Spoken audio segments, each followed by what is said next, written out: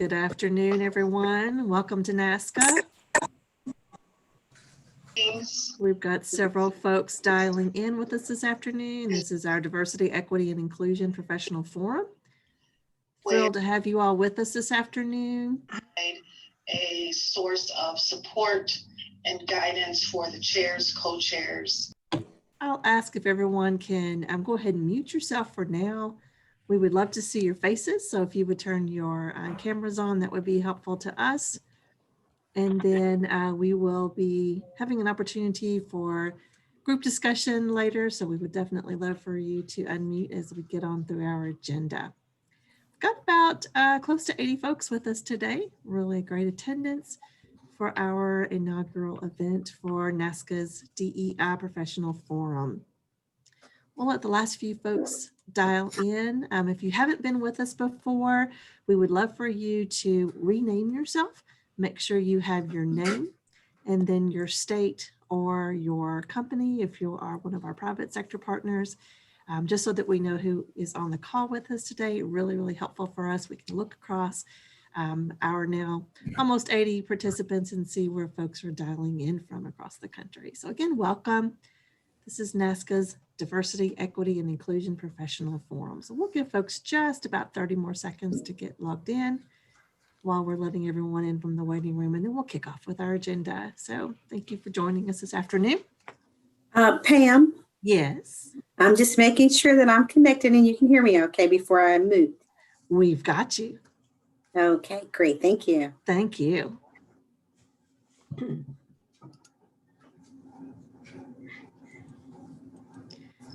All right, well, we've got a packed agenda this afternoon, so we want to make sure that we get through all of our conversation and our comments today. So we'll go ahead and kick off. As folks continue to join, then we'll have them join us. Again, if you would please mute yourself at this point, but we would certainly love to see faces, cameras on if you all will. We've got a great afternoon planned. I'm Pam Goins, the Executive Director of the National Association of State Chief Administrators.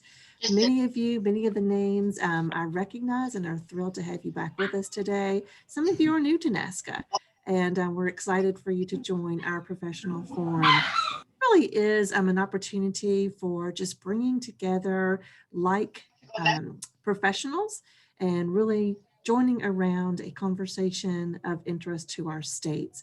So as we've been working through 2020, we know how important diversity, equity, and inclusion is to our states, to our state chief administrators and their senior teams. And so we're really excited about the number of folks that have come together today for this conversation. It's really just a community of practice, an opportunity for peer-to-peer learning. Kayla, will you bring up our agenda for today? We'll walk through that really quickly. Then I'm going to turn it over to my co-chair in Illinois, but we're going to take some time today to talk a little bit about why DEI matters in state government, and especially around state government operations, which is NASCA's really focus with our members. We've got several folks on the phone who have volunteered to share a little bit about what's happening in their states. So we're going to have a chance to hear from 4 different representatives around their DEI initiatives, talk a little bit among ourselves about what's happening in your states as well, and then talk about our next gathering in March of 2021, our topic that we would like to pose for that event, and then we'll wrap up for the afternoon. So we know we're going to lose our time quickly, so I want to go ahead and get started. Share with you a little bit about the purpose of the DEI Forum. Again, this is an opportunity to bring our state members and our corporate council members together for a conversation that's critically important. Today, we're going to talk about the why behind diversity, equity, and inclusion, do a little bit of foundation setting, and then talk a little bit about what's happening in the state. So let me introduce Rebecca Roussel, who is with the Illinois Department of General Services. She runs their DEI initiatives and programs and a whole host of other exciting ventures there. She brings a wealth of background and experience from both the public and private sector, and is really working diligently to really change the landscape there in Illinois, and has graciously offered to serve as our co-chair for this professional forum. So Rebecca, we'd love to let you introduce yourself and then share a little bit about our overview for today. Thanks so much, Pam. And can you hear me okay? Just want to make sure before I start talking. We're good? Okay, great. Got the thumbs up. Thanks again. And I want to bring greetings on behalf of the state of Illinois to all NASCA members that are on this virtual panel today. We are excited to take this journey with NASCA and to really help our colleagues in diversity, equity, and inclusion. And so this topic is so vast, it's so important, but there's so much information around diversity, equity, and inclusion. However, we want to take you all through a little bit of just what we have picked out and just some elements to really give a foundation and overview about why it's so important for state governments to really pay attention to diversity, equity, and inclusion. Next slide, Kayla. So before we start, I know that DEI and racial equity and diversity, I realize these are still some very tough conversations for people to have. Some people are further along in their journeys than others, and we just want to be respectful of everyone. We are having an open dialogue and a conversation about a tough topic. But so I always start my presentations with a few group agreements, and you don't have to do a Scout's Honor pledge, but we really want to make sure that in this conversation that everyone is present. Also be brave about having the conversation, be brave about shortcomings, be brave about opportunities, be brave about willing to learn and to know more, and be open to dialogue, be open to different viewpoints. That is how we get to the end game here with these conversations. And last but not least, the most important part, I think, to having this conversation is to be your authentic self.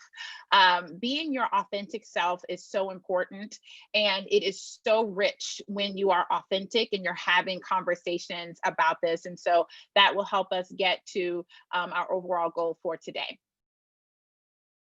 Next slide.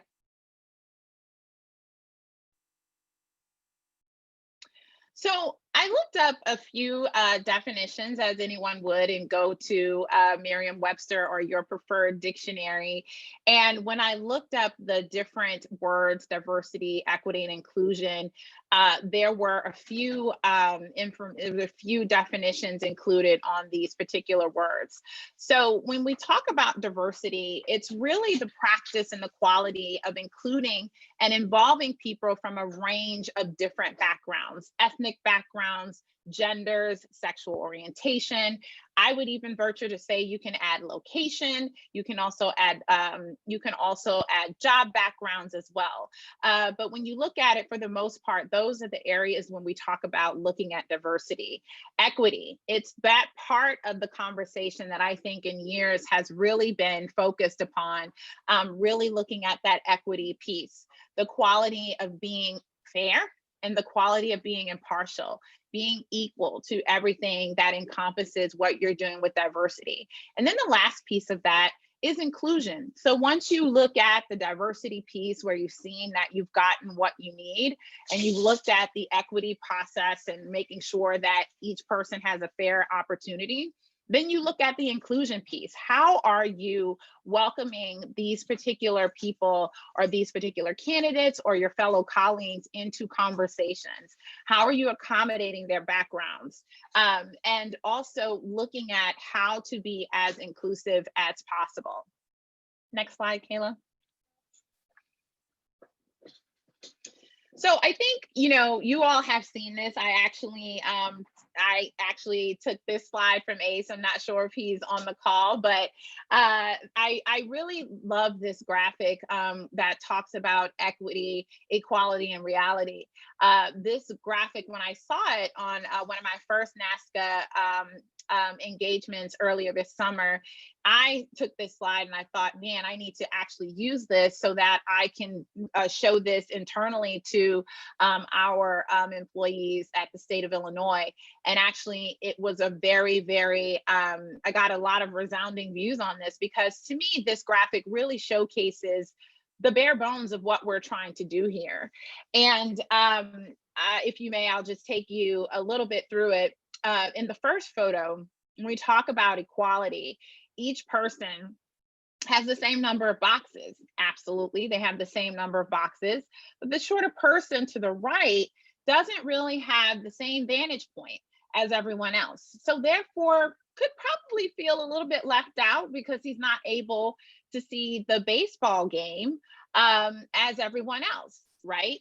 3 boxes, but still doesn't have that same vantage point. However, it is equal because he has 3. So I'll skip the equity and kind of go to the reality piece of it and go back to equity. The reality of what you see in most cases, and when we're talking about DEI, the person to the right appears to not have any type of vantage point at all. They're worse off than they were in the first photo. Really in the ground almost, no opportunity to even be able to view the game. And so also you might think to him, he might be thinking to himself, and I'm just thinking of what he may be thinking, how could this possibly be? And so when you look at also the person to the far left, he has the most boxes and has no obstruction to the view whatsoever. If you think about, he's kind of got the prime view. He's got the sweet spot, and he's maybe feeling a little bit superior that he has the better view out of all of the other 2. The other person next to him can see the game just as fine as well, but also may feel a little bit discomfort because he probably is looking as well, looking to see, how has this person been elevated so much above me? And we're kind of on the same playing field. We're both trying to see this game. And so that's really where we're looking at when we're looking at where we are as far as the reality. We can't have the diversity piece without having the equity piece. And so I'll go back to the second photo. It really displays what marginalized groups that we talk about often are ultimately trying to achieve in all areas of life. This could be career opportunities, access to healthcare, education, everything in between. And as I mentioned, equity is defined as the quality of being fair or impartial. Now the shorter person is able to see the baseball game just as the other 2, with just the help of like 1 additional box. So that equity piece is about going the extra mile. It doesn't have to be a grandiose gesture, but going the extra mile to ensure that not only that you are focusing on diversity, focusing on inclusion, but in that piece, making sure that what you have is equitable to all parties. Next slide, Kayla.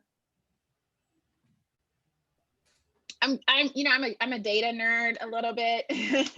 And so I really like to set conversations around this with some facts and some population stats. If you look at what the United States looks like today, we have a total of roughly of about 330 million people. And you see the percentage breakdown on the slide, but I'd like to actually give you some rough numbers. When you look at, of that 330 million people, Caucasian or white are still the dominant party right now, still the dominant group at roughly 250 million. Hispanic Latinx is about 59 million people. Black African American represents about 43 million. Asian, 19 million people. And Native American, American Indian, or Alaska Native as it is in the US Census, is 4.3 million. 600,000 that identify as Native Hawaiian or another Pacific Islander, and then 8.9 million that identify as two races. I think these are important numbers because when you start to look at the numbers of diverse people and the numbers of these diverse groups, these are millions of people that can no longer be ignored, right? But also when you see this, you can see that all of these groups are not a monolith. Each particular group has their own story, has their own pathway to America, but then also has very, very distinct backgrounds, very, very distinct ways of life that have really that are really part of their American story. So I wanted to make sure to kind of share that so you can see not only just with the percentages, but the number, the sheer volume of people that we are talking about when we talk about these diverse groups. Next slide. And in addition to that, these are some other facts too as well. And I have the links to these articles in this presentation. When you look at it, by 2024, groups formerly known as minorities will reach majority status. And in that slide, minorities would be considered people, Black and Brown communities. I don't necessarily like to use the term minority. I still try to use diverse because I think minority means deficient. And just because a person is diverse does not mean they are deficient, right? Diversity does not mean deficient. But I know we probably have some work to do to kind of change those terms. But for now, when I say diverse, that is what I mean by minorities. But if you think about it, we're in 2020 now, and it seems like 20 or so years is a short time away, but we know how time flies, right? So what was once seen as the minority population is going to, over these years, become the majority. And just with those numbers, just to give you a fact that I found out when I was doing this research, according to the US Census site, they have an actual population calendar. It's very fascinating. There's a birth every 8 seconds.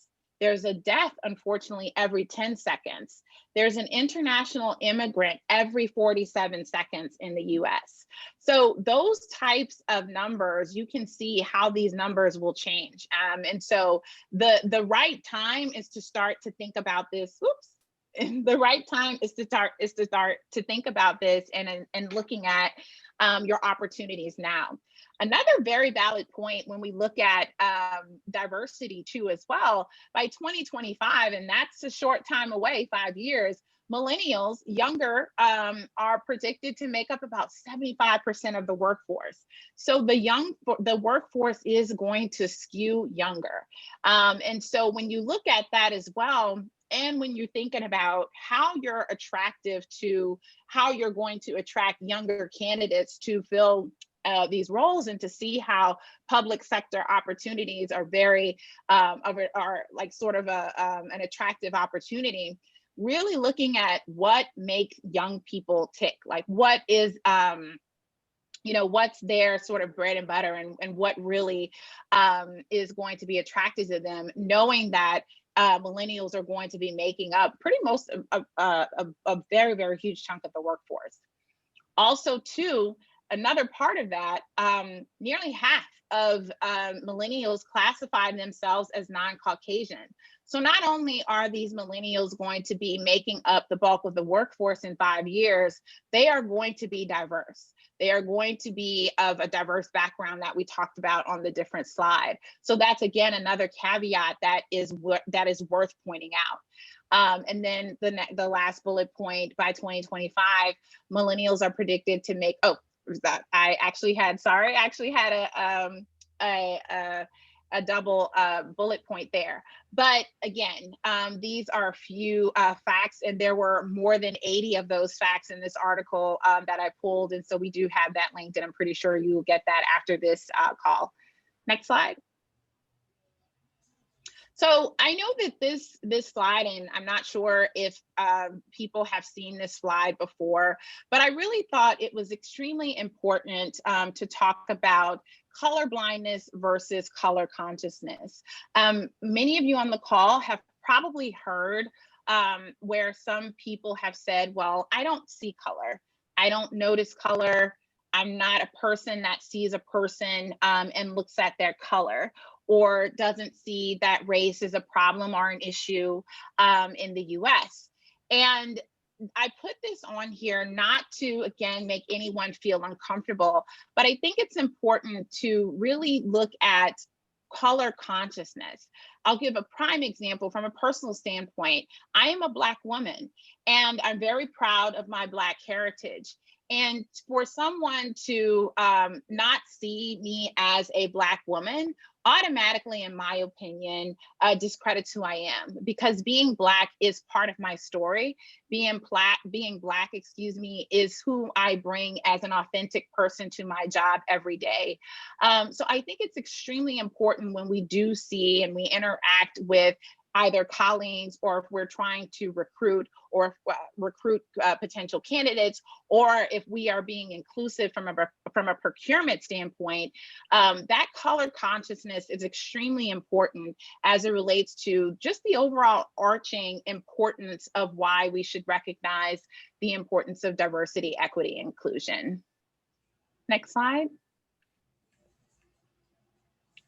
So yep, that's pretty much it. It was very, very short because we really want to make sure that we have a great full discussion. But as I mentioned, I've linked some information. There's a ton of resources, and I can definitely make sure, I know Pam can provide my contact information if you all want to have further discussions and also look at some other resources. Just a quick plug at CMS, we have what we call an intranet site, and it's called CMS University.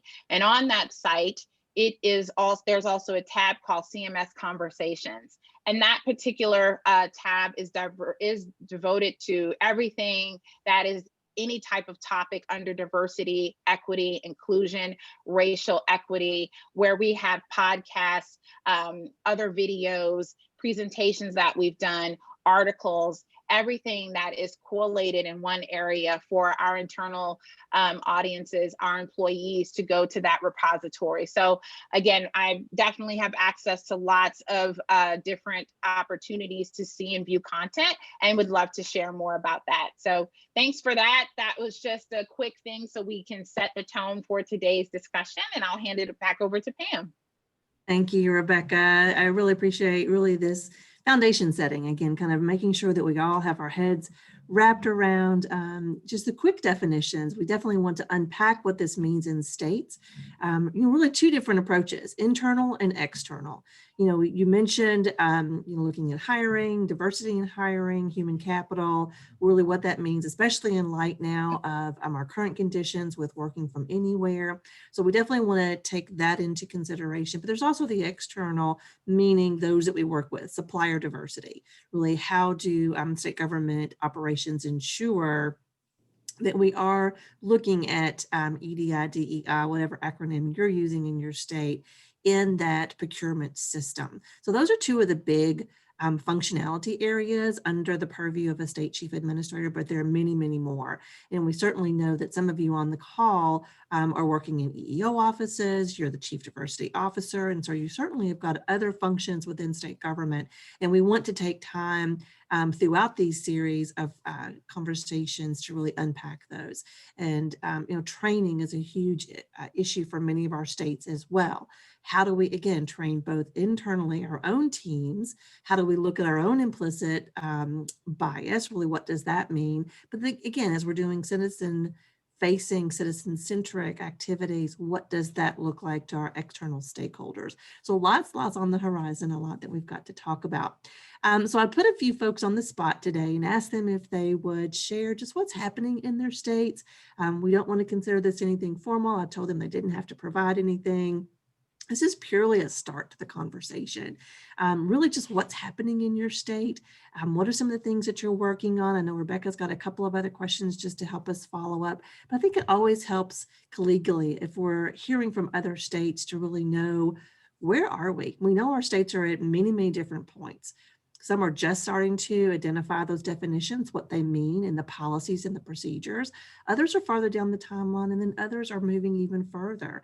I don't think anyone is where they want to be eventually, but we're really moving along that linear line. So Cara Veach, if I can call on you. Cara is not only a member of NASCA's executive committee, but also our program chair, and has been working with us pretty much all of this 2020 to push out some of this information. We've seen such a huge level of interest within our NASCA members. So Cara, will you share a little bit what's happening in Colorado and maybe really why this is such a passion topic for you? Sure. Rebecca and Pam, thank you for your leadership and thoughts this morning, really setting a great tone for us to have these conversations. In Colorado, we started our work on equity in 2019, but I think what really is helping us stay focused is the governor issued an executive order. So in this time when there's hundreds of thousands of things going, your team is running a marathon at a sprinter's pace. This has really helped us keep EDI, we call it EDI, front and center. This was actually our last meeting with the governor's office before we were all sent home for 9 months. So the executive order focuses on a variety of areas. We have an EDI cabinet, and that cabinet was originally kind of a safe space to have how are you doing those difficult conversations, and has pivoting towards amplifying the message and sharing resources. The EEO requires that we do training. And so the Department of Personnel and Administration, one of the things we do is statewide training. So we have two kinds of training. One, a 4-part series for all employees focusing on why is EDI important? And that box slide is in there, so similar on equity, diversity, inclusion on bicycles, like different kind of bicycles for different people. It's in there. And it really talks about how what was Colorado's role. So when it talks about redlining, it talks about redlining in Denver. When it talks about ADA, it talks about how Colorado is tied to that. What is EDI? What are strategies you can use, and how can you include this in your work? So Pam, you did a great job talking about internally focused and externally focused. So how do we start to teach all employees how to bring EDI externally to the customers they serve? We also have a managers and supervisors training that focuses both 3-part module, internal and individually, so for themselves, externally for their customers and their teams. And then what is their responsibility around EDI?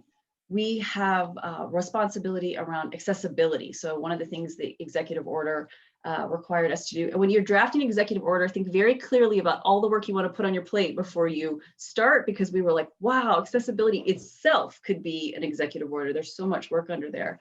Accessibility in buildings. So one of the things the Department of Personnel and Administration does is oversee construction of buildings. So what are those accessibility standards that we want to require and prioritize and reward? We prioritize all of the capital projects. And so giving those people more points if they have EDI accessibility in those.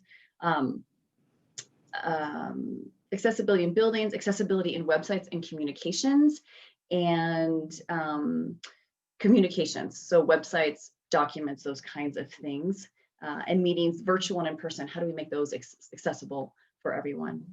Procurement, we just completed our disparity study. Lo and behold, we spent $600,000 to find out we had a problem, but as you all know, we had to find out we had a problem so we could put in a solution.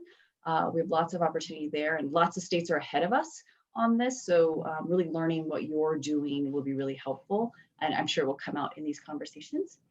And then the other thing we're doing, much like Rebecca spoke to, is having a resource page. So the resource page contains best practices. We were finding out that different agencies were hosting these fabulous speakers only for their own agencies. So now they're videoing them, putting a facilitation guide together, and we're hosting those. The Department of Ed has 9 book clubs just on this topic. And we were like, wait a minute, give us those facilitation guides, give us those recommendations. So much good work happening out there, and really it's not upon DPA to create all of this, but really reaching through silos and grabbing all that great work and amplifying that great work the other agencies are doing. And then really focusing on EDI. I think many organizations have hired EDI officers, and they sit in your HR shop. They should not be sitting in your HR shop. They should be for the state. They have to report to your executive director, because EDI is not just an HR issue. It is how you engage with your employees, how you hire, how you retain, how you recruit, but also how you engage with your customers, how you support your customers. And so that EDI officer really needs to be internally focused and externally focused. So that's what we're starting on. So exciting to work on all of this work. And for me, it's a vision that our state government looks like the people we serve at all levels.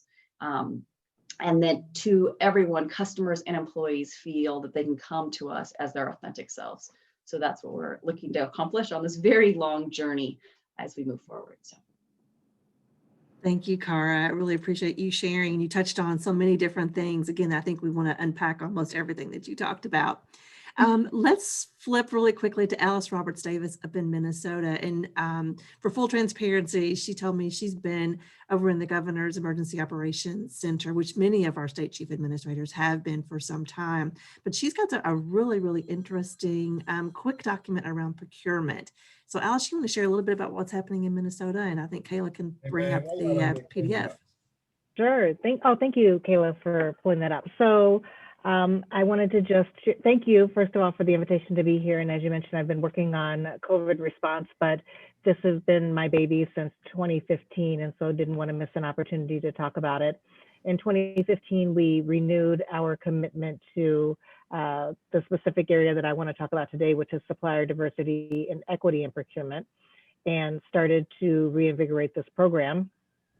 The first thing that we did was we started with, like Cara, a commitment from our governor to ensure that all of our agencies were really bolstering their efforts around procurement and ensuring that we're working with our certified targeted group businesses, women, minorities, economically disadvantaged in our state, our federally appointed counties, businesses that work or people who reside in those economically disadvantaged counties, and veteran-owned businesses. And so we've really started focusing on those businesses, both certifying those businesses and then also increasing our spend with those businesses. That was in 2015, as I mentioned, and you can see here the trajectory of how the spend has increased over that amount of time.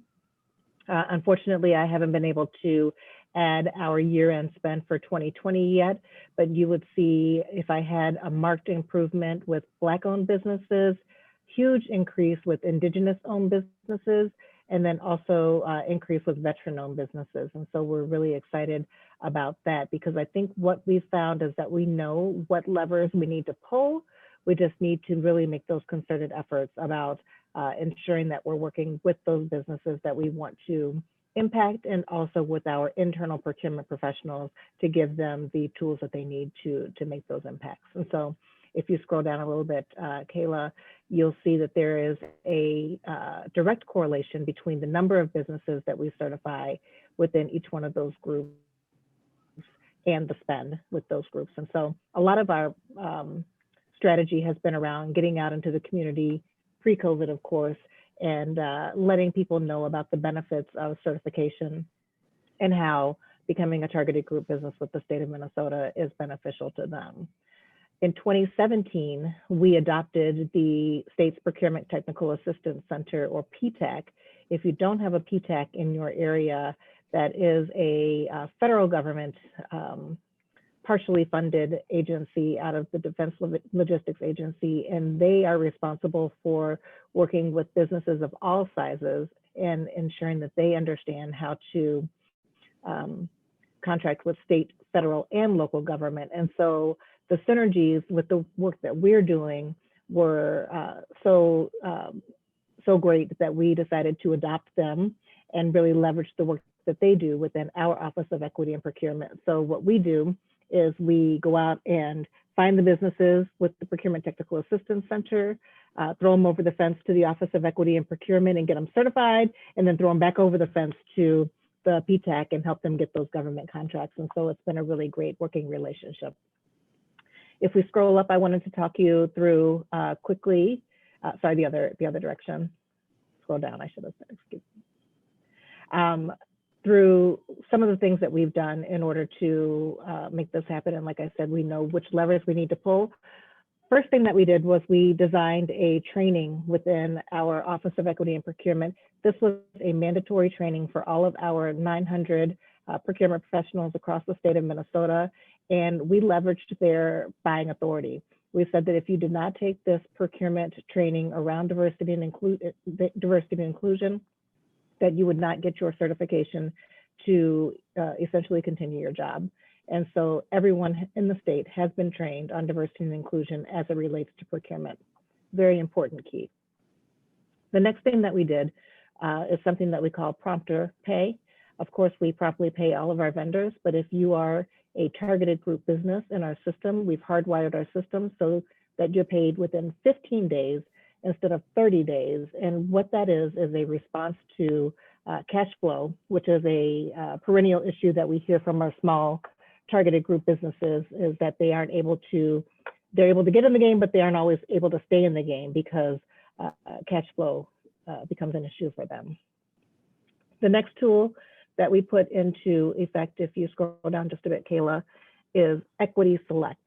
And Equity Select is something that we designed that says that if you are a certified targeted group business, our purchasing professionals can directly select you up to $25,000. There is no procurement process that they have to go through. It's basically how things work in the private sector. I know Joe. Joe is a great vendor. If he's a targeted group business, I can pick Joe up to $25,000. This appeals to the procurement people within the organization because it's efficient for them. They're able to go through the purchasing process very easily. It's very appealing to our targeted group businesses because they use it as a marketing tool. They can talk to the procurement people and say, hey, I'm Equity Select eligible, and people are very excited about that, so they want to choose them. This has been so successful for us. Two things that we've done. First of all, we've done a minimum requirement for each agency to use Equity Select at least 4 times a year. They've blown that out of the water. Some of them are using it dozens of times a year because this is so easy for them. And now we're going back to the legislature asking for that to be raised to $50,000 a year. And some of our counterparts in the states, in the counties and the cities have copied Equity Select, and they're doing it at $100,000 a year. So they've taken our idea and made it even better for themselves because it really is a great tool for both the agencies and for the businesses. I mentioned that having our targeted group businesses certified is tremendously helpful for us, and the more certifications we can get, the better. When I came into this role in 2015, we were doing about 5 outreach events a year. We're now in well over 100 outreach events a year pre-COVID, of course. And again, that is just an effort to get out to where businesses are, to meet them, to get them excited about doing business with the state. We often meet a lot of people who say, try to do business with the state. It's a boondoggle, you can't get in. And we say, when was the last time you tried? And if they say anything prior to 2015, we stop them right in their tracks and say, it's a whole different ball game. Things here have changed quite a bit. And so we try and get them very interested in trying to pursue contracts with the state. Trying to keep an eye on the time so my colleagues also have an opportunity to talk. We've recalculated the way we calculate our subcontracting goals.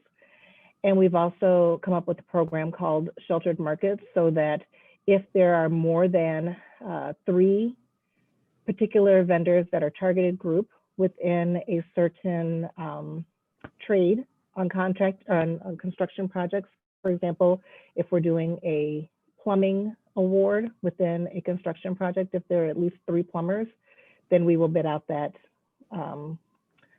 trade just among those targeted group businesses. And again, it's an effort for us to ensure that targeted group businesses are being channeled and funneled business whenever possible. And so those are the main things that I wanted to hit, with one exception that's not on the list, and that is a Tier 2 program, which we launched in 2019. That's something that we're really proud of because we are now looking and writing into our contracts that our larger business partners who we're doing business with now must have their own supplier diversity programs to some extent, so that we can see how holistically our efforts are reaching the communities where we're doing business. To me, that signals a maturing supplier diversity program and one where we can really tout all of the efforts that the state is making to impact communities of color, veterans, and women within the state of Minnesota. So I will end there. Thank you.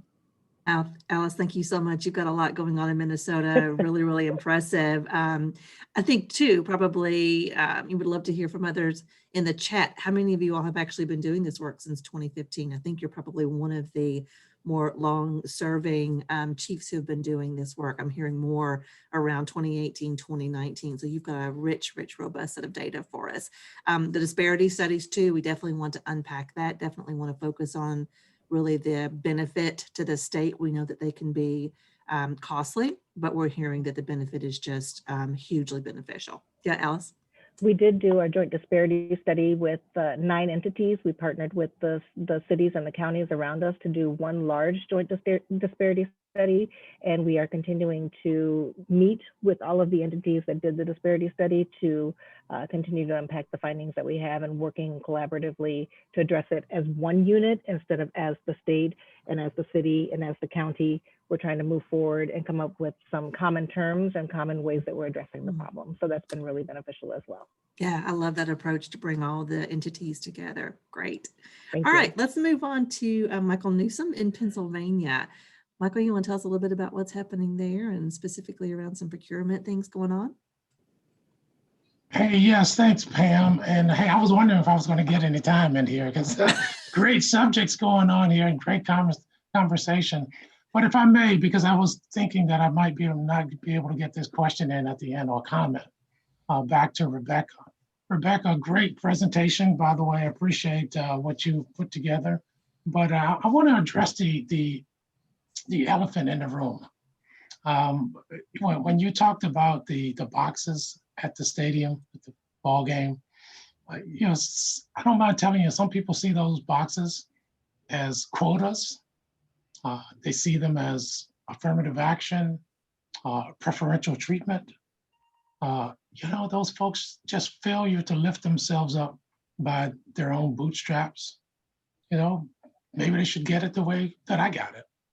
So that's the elephant in the room that I think we need to kind of think about as we talk about those boxes. And I have mixed emotions about that, by the way. I think in some cases, those boxes perhaps are necessary for all the years of systemic racism and so on and so forth. But, you know, many folks show up with their own boxes. You know, they're already at that level. When I look at people that are applying for jobs, they have great credentials. And they are able to compete. And what we don't want is we don't need more boxes necessarily at the ball game. We need maybe less barriers placed in front of us, you know, by other folks. Maybe we don't need those boxes kicked out from under us when we show up with our own boxes. So those are the kinds of things that I think maybe we can address as we move forward when people look at equity. Because equity can be used in a much more negative way. So having said all that, I just got that off my chest. So anyway, what are we doing in PA? Well, there's a lot of activity, I don't mind telling you, and I hear a lot of activity. I've seen a lot of activity over my years, and I'm not seeing a lot of results. And so one of the things we want to do is, I would suggest that we put some metrics behind all of this, so that when all the activity is over, we have something to show for it. So let me just give you I'm gonna take about 3 minutes. I wanna do this as quickly as I can in 3 minutes because I know I wanna hear from other folks. But you know, I've been around a long time and I've seen a lot of this stuff. I've seen a lot of activity going on. And I've seen a lot of racism. I've seen a lot of folks that have not had the opportunity to have a level playing field, if you will. And so, and I grew up in the South, the segregated South, and I was in most of my first 9 years of my schooling were in segregated environment. And I saw a lot. I never saw anybody get lynched, by the way, but I have people who've seen it. And I've had people describe it to me. And it is a horrific thing. And the reason I'm bringing that up right now is because as we were all at home this past spring and we witnessed the public lynching of George Floyd, it awakened the consciousnness, not only in Black folks, but in a wide variety of people across this country and across the entire world. So I sat up one night and I wrote, I don't know, 1,000 words, it turns out to be, because I ended up having it published. I wrote it to the governor and asked him to, maybe it's time for us to take a real serious look at this and what can we do about it in Pennsylvania. And he's was very receptive to it. And as a result, he has put together 9 different work groups. And these work groups are under the umbrella of taking a holistic approach to combating systemic racism. And I'll just tell you what these groups are, and I don't have time to go through all the details, but these groups are policing and criminal justice, education, health and healthcare, housing, transportation, environmental issues, economic issues, voting, particularly voter suppression, eliminating voter suppression. And then the final group is what we call deprogramming the majority. And I just want to spend a minute talking about that. As we spent more time looking at deprogramming the majority, we decided you can't change people's minds. You really can't. You can, I have this statement that a man convinced against his will is of the same opinion still. So as you try to change people's minds through diversity and equity and inclusion training and all of that, they might agree with you while they're listening to you, and then they go off and go back and do what they always have done. So we've changed that to combating systems of oppression. And essentially what we're doing is we're putting programs around that. Let's not try to change people's minds. Let's try to change the systems that people have used over the years to put themselves in the position that they're in.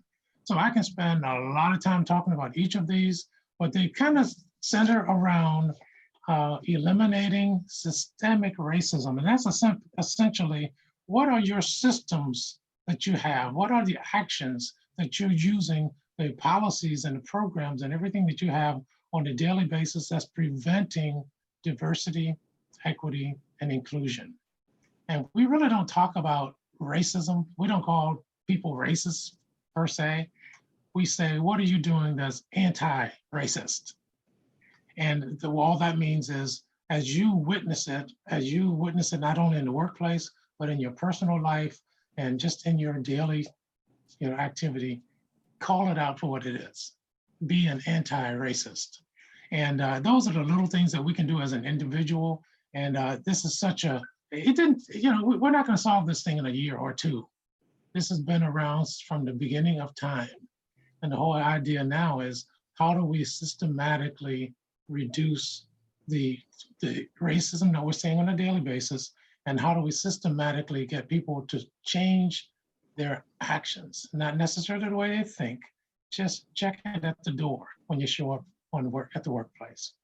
And I'll pass it on to someone else, and I'll happy to listen to more ideas that are going on. Thanks a lot, Pam. Thank you so much for your comments. Always insightful. And I love your approach of changing the system.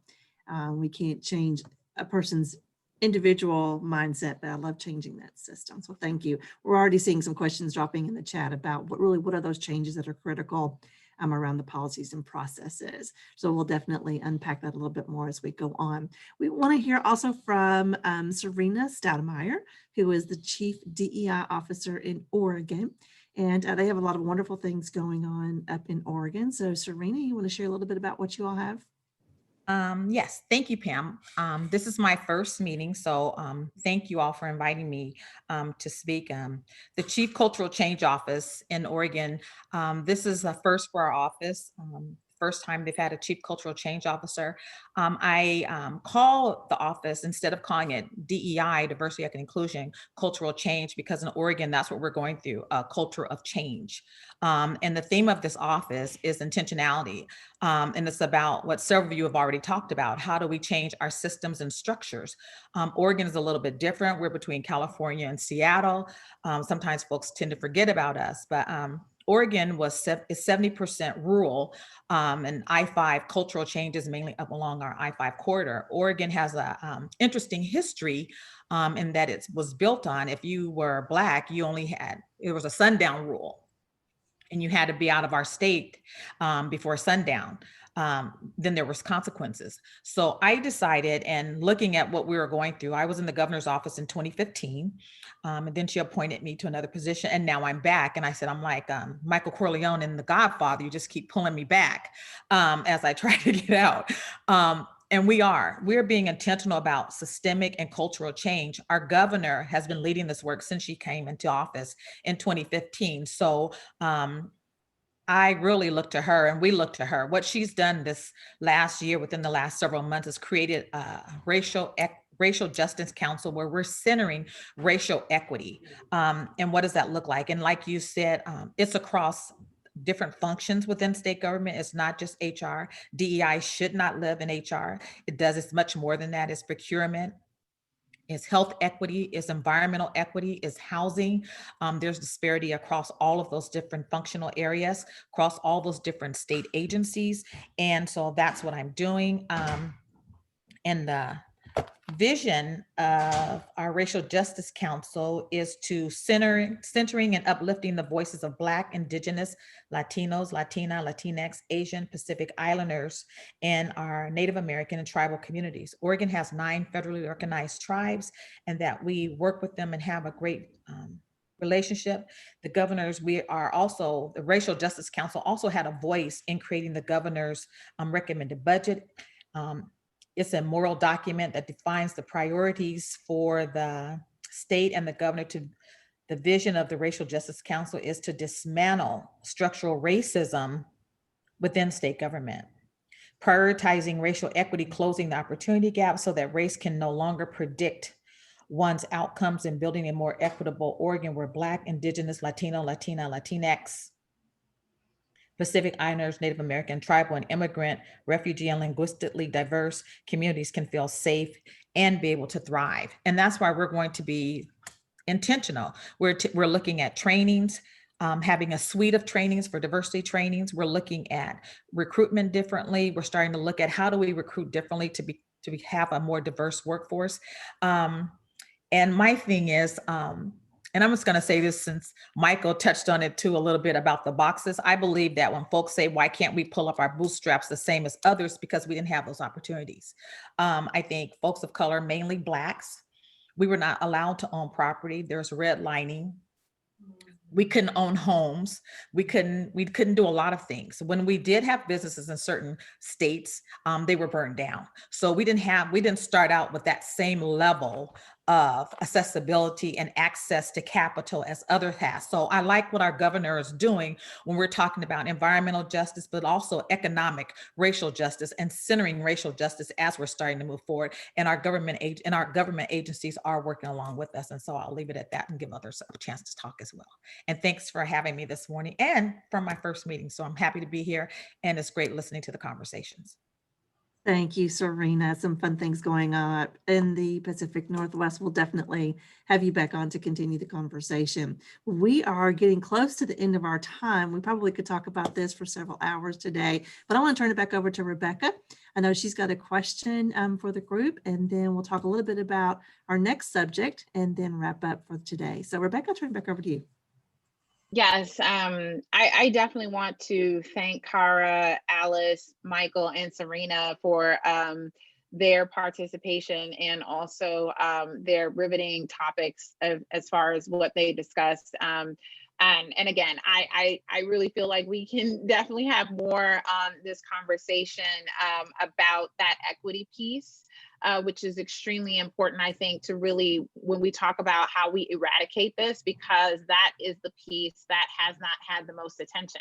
And that is why you continue to still see some of these systems that are continuously racist and have not been, that haven't been challenged, right? Haven't been challenged in a space where it has been the opportunity for us to get past those systems. So I definitely think and know that we will definitely have some great conversations about that. But I do have a question because I think we're on this panel, and I think everyone who we selected for this, we all are doing things in this space, whether it's a space where it has advanced or we're just starting.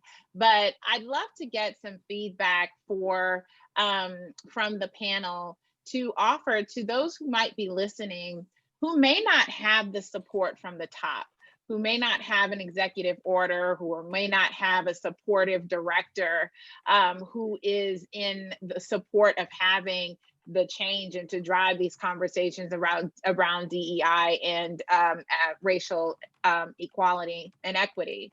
What are some suggestions that you would give to some of those CAOs that are on the call that may have more of a struggle, if you will, to sort of put this agenda forward?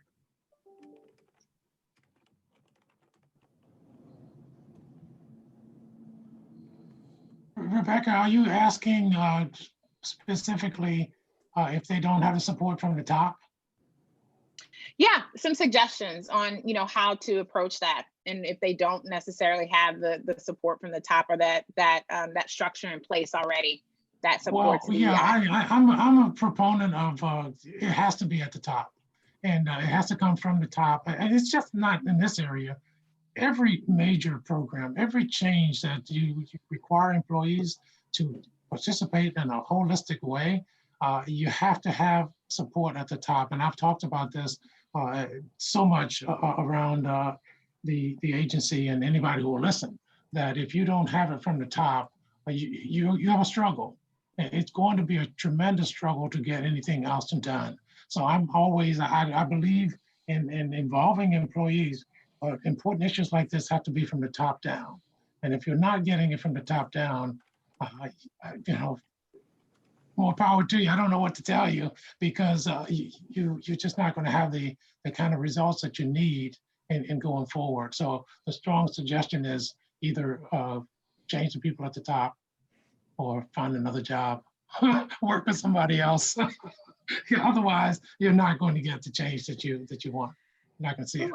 Yeah, I mean, if there's a hard no, there's a hard no. But if you have the opportunity to build a case, there's no shortage of studies around how diverse teams lead to better outcomes, whether that's a creative outcome, whether that's a business, tons of articles out there on how this affects business bottom line. So if you're having new executive directors come in from private sector, there's certainly the ability to build the case in a very data-driven kind of way that helps people do this. And then there's lots of people, like some of the panelists we've heard, who've started building that path for us, right? So the processes are starting to be outlined and proven ways to do this in state government. So I think there's a really good way to talk about the data, the process, the vision, and then the people, obviously.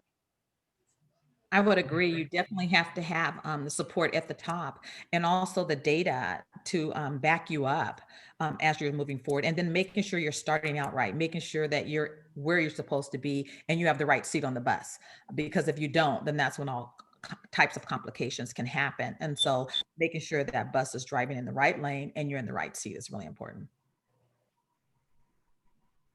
Pledge of Allegiance Thank- today will be led by State Representative Jerome Barnes.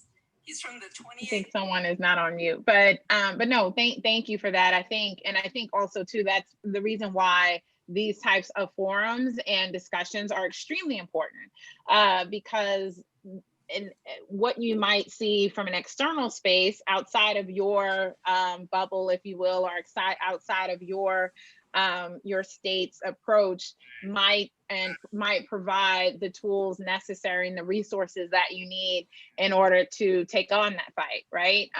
Again, I think it's definitely a space of if you are not concentrating on diversity, equity, and inclusion. And also to Serena's point, when you talked about that culture change, if you're not talking about that right now, it is going to put you in a severely deficient space. Because as I mentioned earlier, that's where the trajectory is going. And if we really talk about, we're all in public sector and how we represent our constituents, these are what our constituents look like. And it's extremely important that we are reflective and inclusive of all those backgrounds, for sure. Pam, I know that we're right at 2:01. I didn't know whether you wanted to wrap it up, or maybe we might have to do a part 2 on this discussion. Yeah, I think we've had such a great conversation today, Rebecca, not only with you setting the stage, but also hearing from our states. And I'm just seeing this wonderful conversation going on in the chat. So we're going to capture all of that. Lots of links being dropped for LinkedIn so we can reconnect.